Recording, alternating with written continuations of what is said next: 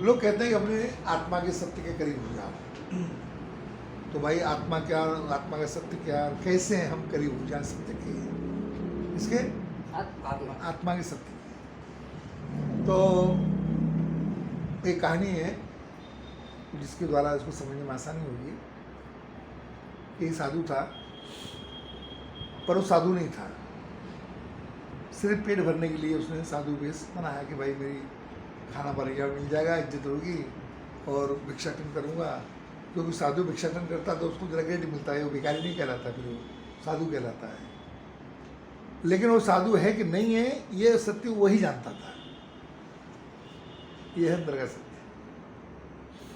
तो कई जगह जाता था, गांव में कई जगह घूमता था, रात को कहीं विश्राम करता था, रात को वहीं सो जाता था।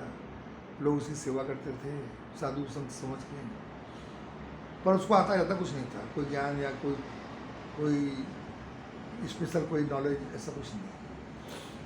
तो एक बार क्या हुआ, एक गांव में वो गया, रात को वहाँ ठहरा, तो रात भर लोगों ने सेवा की उसकी, अच्छा खाना खिलाया उसको बढ़िया। तो सवेरे जब उठे तो लड़का खेल रहा था, तो लड़का की बॉल जो थी वो सांप के छेद में चली गई। तो बिल में उसने हाथ डाला और सांप ने उसको काट लिया।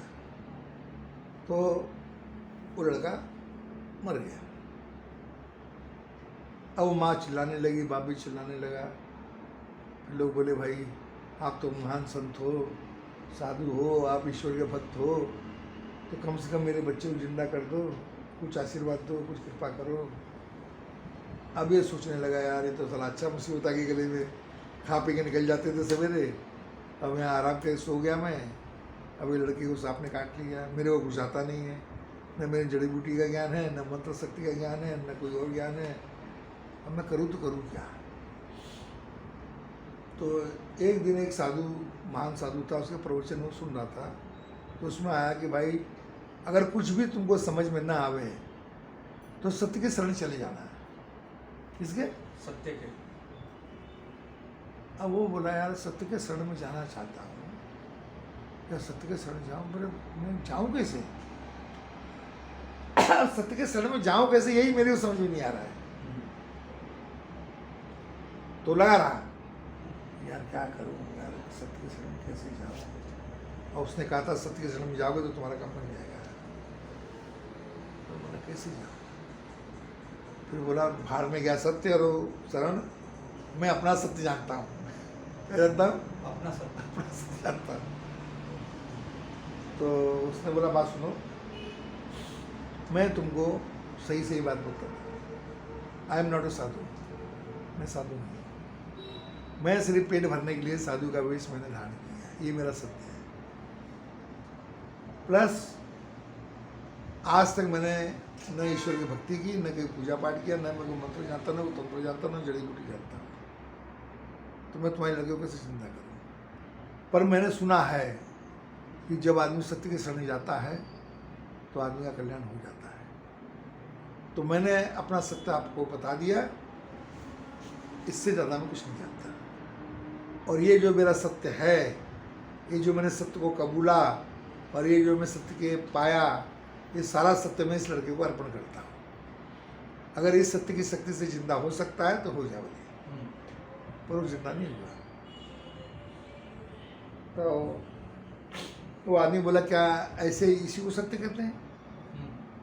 बोला भाई मैं तो यही जानता हूँ, और कोई सत्य होगा तो मुझे नहीं मालूम तेरे को क्या आता है, तू भी बोल, तू भी अपना सत्य दे दे इसे।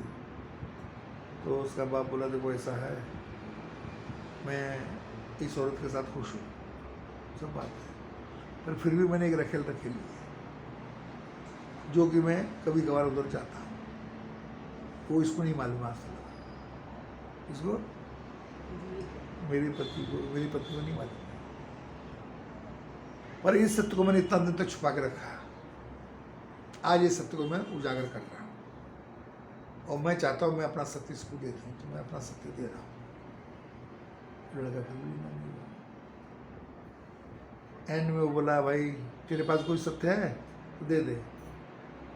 तो औरत बोली भाई अगर यही सत्य है तो इसी को सत्य कहते हैं, तो एक सत्य मेरे पास भी है जो मैंने आज तक किसी को बताया नहीं। बोले क्या? बोले लड़का इनका नहीं है। और ये मेरे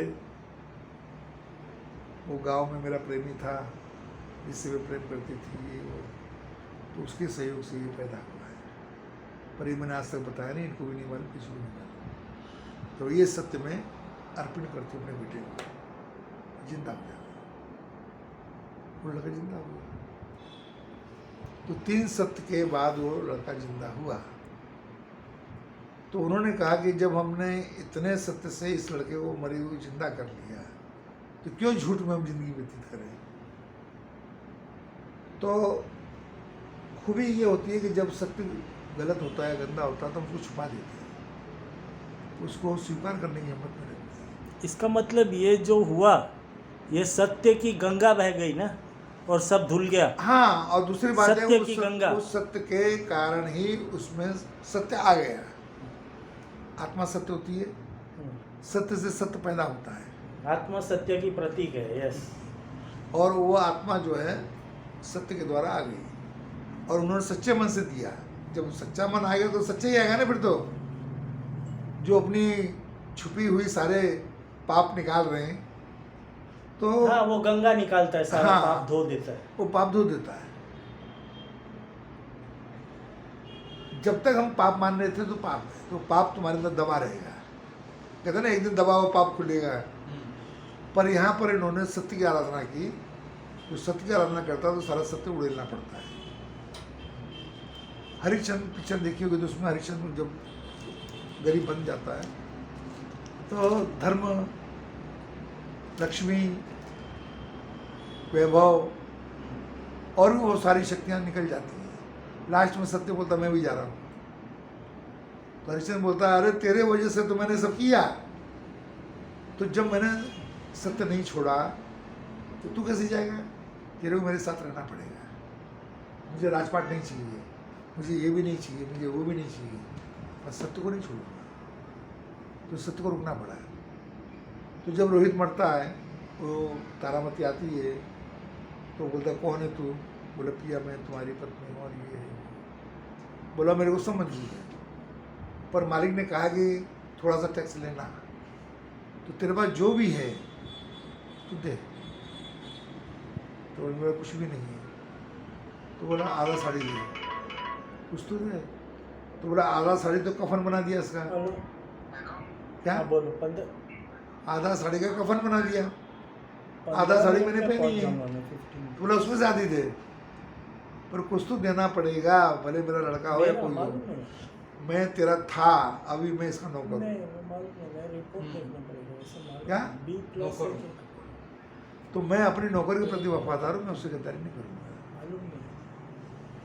तो बोलती है तुम्हारा लड़का है, तुम मेरे से ही मांग रहे हो। वो फाड़ के देती है आधा।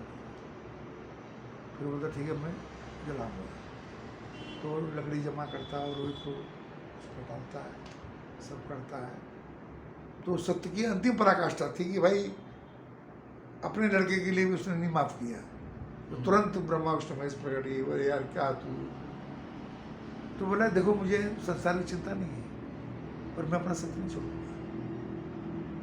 ब्रह्मा विष्णु आ गए और संवाद है। तो विश्वामित्र एक क्वेश्चन करता है उससे, क्या मालूम तू थोड़ा सा झूठ बोलता है तो तेरे को ये सब भोगना नहीं पड़ता। क्या झूठ बोलता। तू थोड़ा सा, भाई स्वप्न में दान दिया ना यार तूने, बोल देता है स्वप्न किसने देखा।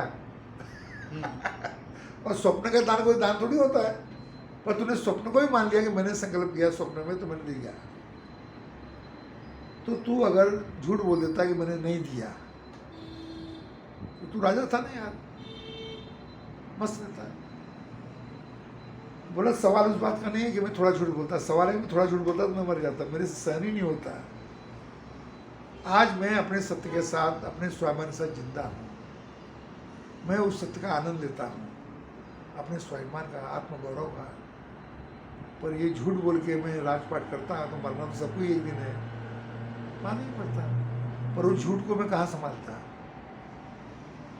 तो हरिश्चंद्र तारामती कहानी इतने सत्य के करीब ले जाती है आदमी को। हरिश्चंद्र, वो गांधी जी बोले ना कि वो नाटक देख के मेरा जीवन बदल गया। तो नाटक दिखाते थे हरिश्चंद्र तारामती, रामलीला या जो भी ये सब है रास, तो उनसे आदमी प्रेरित होता। बड़े अनपढ़ आदमी क्या ज्ञान लेगा, पर वो लीला देख के, पिक्चर देख के, भाव देख के वो चीज़ समझ में आ जाती है जो पढ़ लिखे लिखे को समझ में नहीं आती है, सिर्फ एक्टिंग और डायलॉग से। अनपढ़ आदमी शास्त्र तो पढ़ेगा नहीं, तो अनपढ़ों के लिए सप्ताह की अभिनय के द्वारा, नाटक के द्वारा, रामलीला के द्वारा जो ज्ञान अच्छे लेके पढ़ेगा तो समझ में आ जाता है। तो ऐसे ही सत्य का ज्ञान हरिश्चंद्र तारामती नाटक में मिलता है।